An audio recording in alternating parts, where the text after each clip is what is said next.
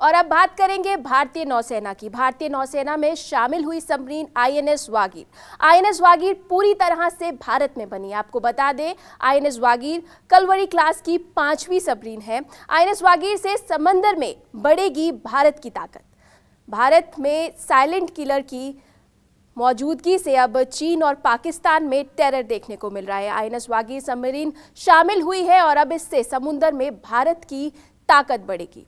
आपको बता दें, आईएनएस वागीर जो है वो पूरी तरह से भारत में बनी है। इंडिजीनियस सबमरीन है ये, और इससे अब दुश्मनों की अगर बात की जाए, हमारे पड़ोसी मुल्कों की बात की जाए, तो उनके लिए एक बड़ा साइलेंट किलर जो है वो तैयार हो गया है।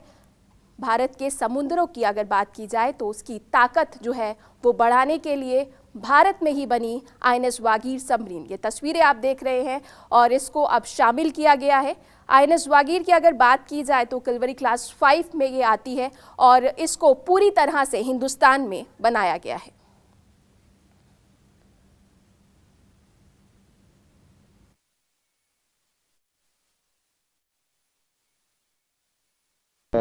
हम मिदानी डीआरडीओ का जो लैब है उसके साथ सेल और नौसेना एक साथ मिलके एक वॉरशिप ग्रेड स्टील बनाया, उसको बोलते हैं 249 अल्फा एंड ब्रावो, और आगे से हर जहाज इसी स्टील से बनेगा।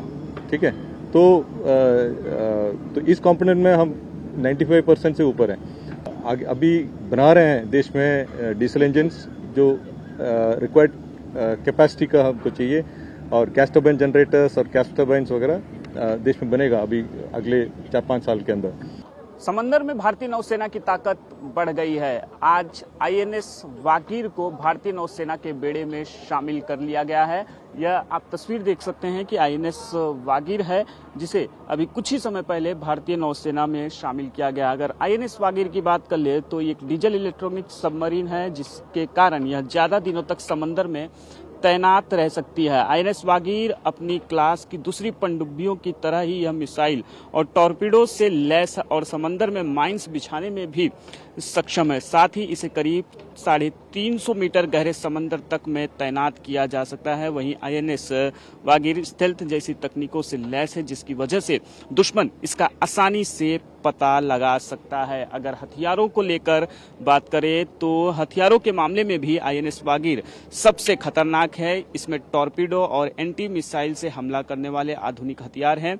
इसका उपयोग हर तरह के वॉरफेयर, जैसे एंटी सबमरीन वॉरफेयर हो या फिर एंटी सरफेस वॉरफेयर और इंटेलिजेंस के काम में भी किया जा सकता है। पूरी तरह से साइलेंट किलर है, दुश्मनों को जो है चकमा देने में भी सक्षम है। खास बात यह है कि इसमें ईंधन और चार्ज पूरा करने के बाद ये 12,000 किलोमीटर तक का सफर जो है वो तय कर सकता है। इसकी सबसे बड़ी खासियत यह है कि यह कभी भी दुश्मनों के रडार में पकड़ में नहीं आएगी। इस पनडुब्बी में ऑक्सीजन बनाने की भी क्षमता है। ये लंबे समय तक पानी में रह सकती है। यह पनडुब्बी anti submarine warfare, anti surface warfare, mine laying जैसे कई मिशन को भी अंजाम दे सकती है। आपको बताते चले कि यह आईएनएस वागीर को जो है भारत को 1973 में पहली आईएनएस वागीर जो है वो मिली थी, जो साल 2001 में जिसे डीकमीशन किया गया। अब उसी नाम पर आईएनएस वागीर को ही नाम जो है दिया गया है। आईएनएस वागीर का ही नाम इस नई पनडुब्बी को दिया गया है। आपको बताते चले कि P-75 प्रोजेक्ट के तहत भारतीय नौसेना को 6 नई पनडुब्बियां मिलनी थी। 5 मिल चुकी है। सबसे पहले साल 2017 में कलवरी नामक पनडुब्बी जो है भारतीय नौसेना के बेड़े में शामिल हुई थी। उसके बाद खंडेरी, करंज और वेला, और अब 5वीं पनडुब्बी आईएनएस वागीर जो है भारतीय नौसेना के बेड़े में शामिल हो गया।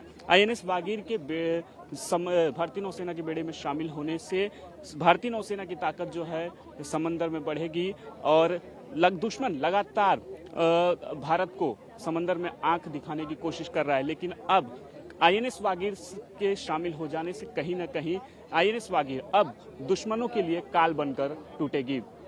कैमरामैन अंचल सिंह के साथ राहुल पांडे, न्यूज़ 24, मुंबई। नमस्कार, मैं हूं मानक गुप्ता।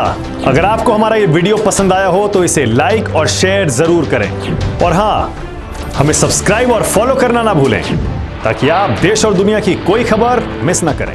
तो जुड़े रहिए हमारे साथ और देखते रहिए न्यूज़ 24।